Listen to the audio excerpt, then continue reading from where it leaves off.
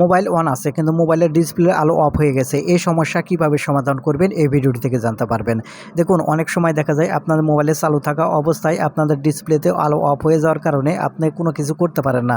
আপনি যত টিপাটাপি করেন বা যাই কিছু করেন কোনো কিছুই এখান থেকে ডিসপ্লেতে দেখা যায় না বা ডিসপ্লে অনই হয় না। এরকম সমস্যার 100% সমাধান এই ভিডিওটি থেকে কিভাবে করে নেবেন চলুন দেখিয়ে দিই। তো মূল ভিডিওতে যাওয়ার আগে ছোট্ট একটা রিকোয়েস্ট, শুধু ভিডিওটিতে একটা লাইক দিয়ে ভিডিওটি শেয়ার করে রাখবেন, প্রয়োজনে কাজে আসবে।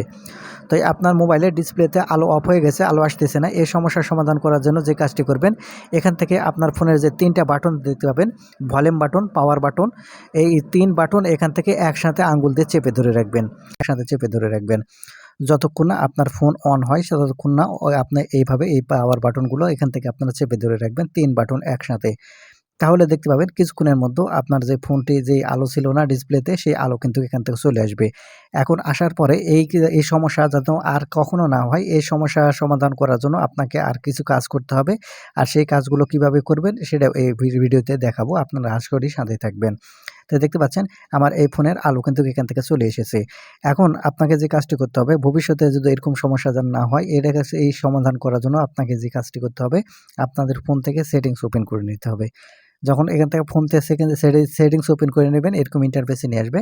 এখন এখান থেকে আপনাদের ফোনের যে অ্যাপ সেটিংস যেখানে আছে, এখন এখান থেকে আপনার ফোনের অ্যাপ সেটিংসটি ওপেন করবেন।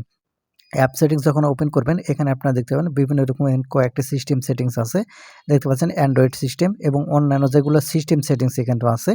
এই সিস্টেম সেটিংসগুলো ওপেন করবেন। আমি একটার কাজ করে দেখাচ্ছি, আপনারা বাদবাকি এগুলোর কাজগুলো করে নেবেন। এই সিস্টেম সেটিংসগুলো ওপেন করবেন। ওপেন করলে এখান থেকে নিচের দিকে দেখতে পাবেন স্টোর অ্যান্ড ক্যাশ। এখান থেকে স্টোর অ্যান্ড ক্যাশ এই অপশানের উপর ক্লিক করবেন। স্টোর অ্যান্ড ক্যাশ অপশানের উপর ক্লিক করার পর এখান থেকে যে ক্লিয়ার স্টোর এবং ক্লিয়ার ক্যাশ অপশান আছে, এখান থেকে ক্লিয়ার স্টোর এবং ক্লিয়ার ক্যাশ এটা 3টাই এখান থেকে করে দিবেন। আপনার হয়তো নিচের দিকে এই অপশান থাকতে পারে।